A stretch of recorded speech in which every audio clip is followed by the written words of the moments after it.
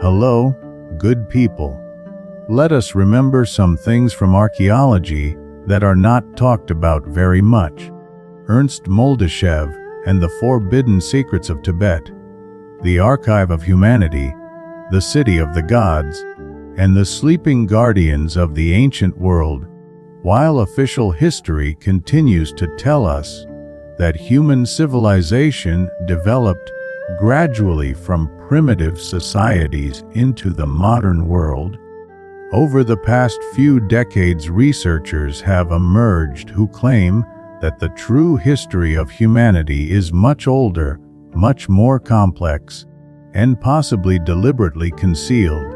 Among them, one name continues to provoke heated controversy and enormous interest, even years after the publication of his books. That is the Russian surgeon and researcher Ernst Muldashev. To the general public, he is known as an ophthalmologist who developed revolutionary methods for restoring human vision. To millions of readers around the world, however, Muldashev is the man who claims to have discovered traces of lost civilizations, ancient races, and secret knowledge guarded by Tibetan monasteries for thousands of years. His expeditions to the Himalayas, Nepal, and Tibet gave rise to one of the most extensive alternative theories about the origins of humanity, involving Atlantis, Lemuria, underground cities, and a mysterious archive of human history. The present facts focus on another side of his work, a side that, according to many, concerns information that was never supposed to leave the confines of Tibet. When we began examining the stories and testimonies in detail, we came across dozens of accounts, interviews, expedition descriptions, and excerpts from books that outline a picture radically different from the official version of human history. The individual fragments seem incredible on their own, but when placed side by side, they begin to form a story reminiscent of the contents of a classified archive that somehow fell into the hands of an outsider. Mount Kailash and the mystery of the City of the Gods, at the center of almost all of Muldashev's research, stands one mountain. Sacred Mount Kailash in Tibet. For millions of Buddhists, Hindus, and followers of ancient Asian traditions, it is a place of special significance.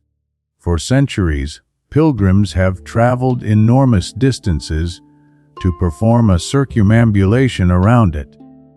There is a curious fact: despite the numerous mountaineering expeditions around the world, Kailash remains practically untouched by climbers.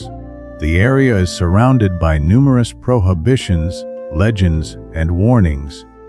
During his expeditions, Muldashev reached a conclusion that caused genuine shock among his readers. According to him, Kailash may not be an ordinary mountain. He began analyzing the shapes of its slopes, the geometry of the massif, and the arrangement of the surrounding structures. The more he observed the area, the more convinced he became that it was not a natural formation, but a gigantic ancient pyramid. According to his calculations, an entire system of pyramidal structures exists around Kailash, some of them reaching colossal dimensions. They are arranged as though they were part of a single architectural project. Some of the peaks resemble regular geometric figures, while others appear to be oriented toward specific points on the horizon. Muldashev began calling this area the City of the Gods. According to him, this was not simply a religious center, but the remains of a civilization that existed long before known human history. A civilization possessing technologies and knowledge that today seem impossible. The deeper he delved into the subject, the more often local monks refused to speak openly. Some offered only fragmentary hints about ancient underground chambers, forbidden passages, and places that foreigners were not supposed to reach. And it is precisely here that one of the strangest parts of Ernst Muldashev's story begins. The underground archive of humanity. Among the legends Muldashev recorded during his conversations with Tibetan lamas, one theme repeatedly appears underground. According to the stories, beneath the Himalayas, there exists a vast network of tunnels, chambers, and hidden rooms connecting various sacred sites in the region. Some descriptions resemble a gigantic underground city. Others speak of a kind of archive in which the history of humanity has been preserved. According to these legends, ancient civilizations knew that Earth periodically passes through catastrophic cycles, global floods, climate changes, devastating earthquakes, and events capable of destroying entire continents. That is why special shelters were built. The knowledge of previous ages was gathered there. Maps of the ancient world, data about vanished peoples, technologies that do not fit into the known development of human civilization, information about the origins of humanity, and about the beings that, according to legend, inhabited Earth before us. Muldashev became convinced that some of these stories might contain a real historical basis. It was precisely this idea that gradually led him to the most extraordinary theory in his entire body of work. The Samadhi Fund and the Sleeping Guardians of the Ancient World. The theory of the Samadhi Fund did not appear suddenly in Ernst Muldashev's work. It gradually took shape as his expeditions penetrated deeper into the remote and inaccessible regions of the Himalayas and Tibet. For years, he spoke with monks, spiritual teachers, and people who, according to his own words, guarded ancient knowledge passed down from generation to generation. Some of these conversations are described in his books, but according to his close associates, a significant portion of the information was never fully published. The more information he collected, the more frequently he encountered the same claim. Long before modern civilization, other human races existed on Earth, possessing knowledge and abilities that today seem impossible. These civilizations were not completely destroyed by the global catastrophes. Instead, some of their representatives withdrew into specially constructed shelters beneath the mountains of Asia.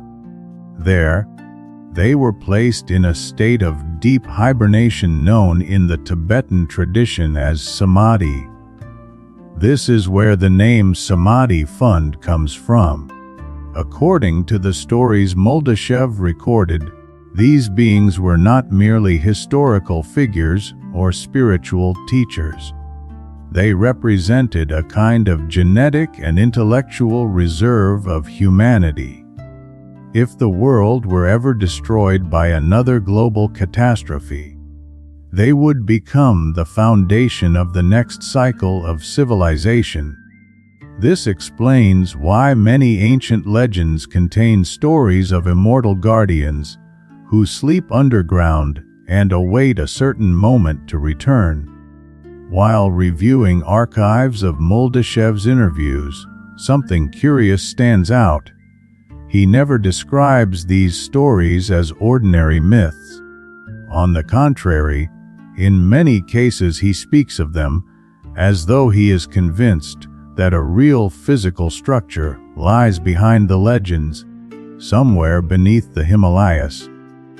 This is precisely what leads some researchers to suggest that during his expeditions he may have encountered information that was never intended for outsiders.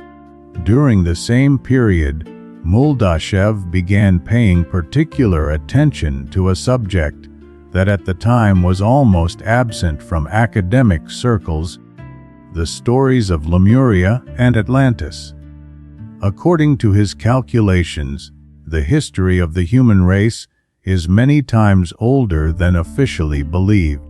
He claims that modern humans represent only the final stage in a succession of civilizations that arose and disappeared over enormous periods of time.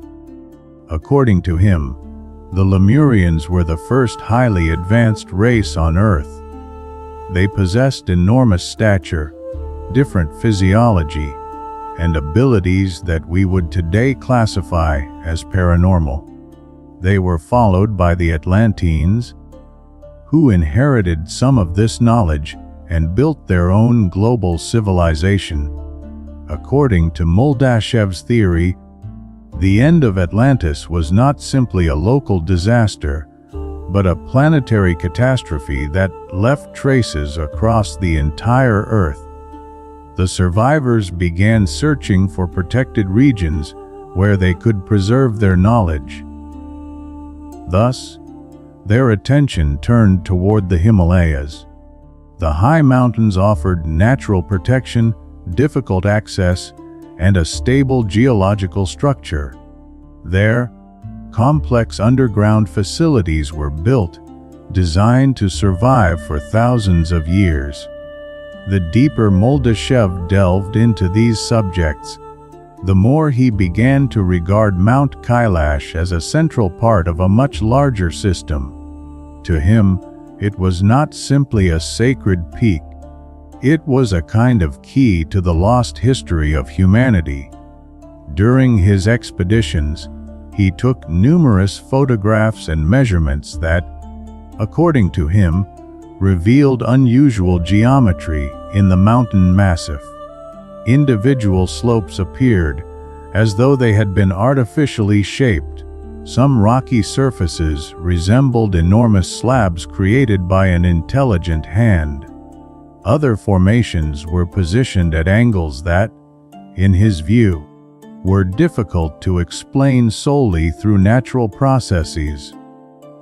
The most interesting part of the investigation began when Muldashev started comparing Kailash with pyramids around the world.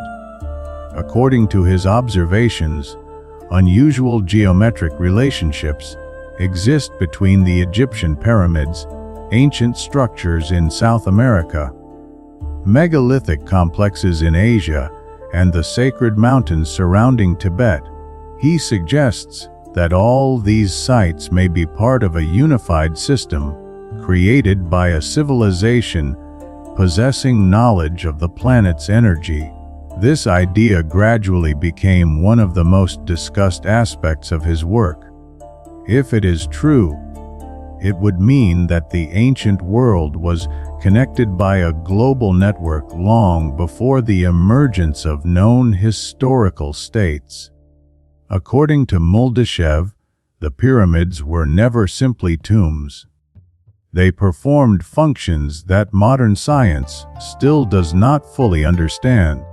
They may have operated as energy amplifiers, communication stations, or markers for aerial routes used by ancient civilizations. Even more curious are the stories of strange phenomena around Kailash. Over the years, various expeditions have reported unusual sensations in the area. Some participants describe disorientation and a feeling that time passes differently. Others report sudden fatigue, unexplained fear, or a sensation of an invisible presence. Tibetan legends contain warnings that certain routes around the mountain should not be traversed because they may lead to serious consequences for the human body. Muldashev views these stories as possible traces of an unknown natural or technological phenomenon. According to him, the area around Kailash may be situated on a unique network of energy lines that ancient civilizations knew and used. This, he believes, may be why so many temples, monasteries, and sacred sites are concentrated around the same area. The more individual fragments of his research are assembled, the more clearly a disturbing picture begins to emerge. According to it, humanity did not begin its history several thousand years ago, but is the heir to a succession of forgotten civilizations. After every global catastrophe, some of the knowledge was saved and hidden in secure locations. According to Muldashev, the most important of these shelters lies beneath the ice and rocks of Tibet. At the end of his expeditions, he reached a conclusion that continues to divide researchers to this day. If the legends of the Samadhi Fund, the underground cities, and the city of the gods contain even a small fragment of truth, then official history represents only a brief excerpt from a much longer human saga. A saga whose true roots may be hidden beneath one of the most mysterious mountains on Earth, where, according to ancient traditions, the secrets of previous worlds are still being guarded. The secret tunnels beneath Tibet, Muldashev's connection to Shambhala, the alleged extraterrestrial teachers of ancient civilizations, and why some believe Kailash is an artificial megastructure. The deeper a person ventures into the works of Ernst Muldashev, the more frequently they encounter a name that has appeared in Asian legends for centuries. That name is Shambhala. For most people, it is a mythical kingdom hidden somewhere among the ice of the Himalayas. For Tibetan monks, however, Shambhala has never been merely a legend. In many ancient texts, it is described as a real place protected from the outside world by natural and supernatural barriers. According to some traditions, only people who have received permission from its guardians can reach it. It is here that Muldashev's theories begin to intertwine with the oldest mysteries of Asia. During his expeditions, he repeatedly heard stories of enormous tunnel systems stretching beneath the mountains of Tibet and connecting remote monasteries, hidden valleys, and ancient underground complexes. Some of these stories came from monks who claimed to have heard about them from their teachers, who had heard them from their predecessors. According to these accounts, some tunnels are so ancient that no one knows who built them anymore. What is curious is that similar legends exist not only in Tibet, in Nepal, India, Mongolia, and even remote parts of China. There are stories of underground passages leading to secret places of knowledge. Some versions speak of entire cities built beneath the mountains. Others describe enormous halls illuminated by unknown sources of light, where ancient books, artifacts, and maps of the world from before the last great catastrophe are preserved. Muldashev gradually became convinced that all these legends might originate from the same event in the distant past. According to him, after the destruction of Atlantis and other ancient civilizations, some of the survivors began constructing an enormous underground infrastructure designed to preserve the accumulated knowledge. If this theory is correct, then the underground world beneath the Himalayas could represent the greatest lost archive in human history.